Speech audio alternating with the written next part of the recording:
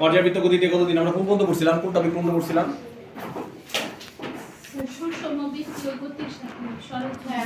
সম্পর্ক, তাই না? হ্যাঁ, ওখানে আমরা দেখছিলাম যে একটা সমীকরণ আমরা বাই করছি, সেটা হলো কি x a sin omega t, তাই তো?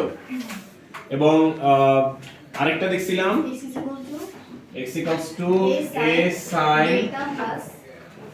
হ্যাঁ delta plus theta, a sin এই থিটাকে আবার তো ওমেগা টি লেখা যায়, তাই না? আমরা দেখছিলাম গতকালকে। তো সেই হিসাবে আমরা ওমেগা টি প্লাস ডেল্টা লিখতে পারি। থিটা মানে হলো ওমেগা টি, থিটা মানে ওমেগা টি, তাই না?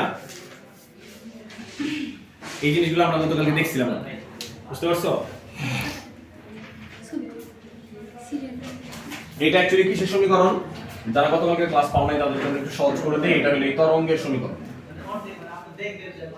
বুঝতে পারছো? এটা হলো তরঙ্গের সমীকরণ।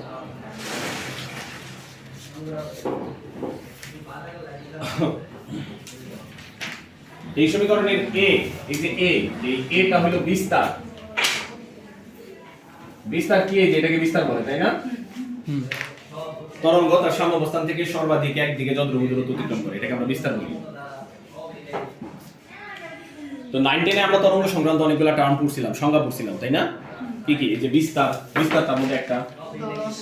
তারপরে কি আছে? তারপরে কি আছে? পর্যায়কাল, পর্যায়কাল, কম্পাঙ্ক, হ্যাঁ তরঙ্গ দৈর্ঘ্য, তরঙ্গ দৈর্ঘ্য। 9 10 এ তরঙ্গ সংখ্যা বলি নাই। তরঙ্গ সংখ্যা তো বললাম রিডবার্গের ধ্রুবকের মধ্যে। হ্যাঁ ওটা কেমিস্ট্রিতে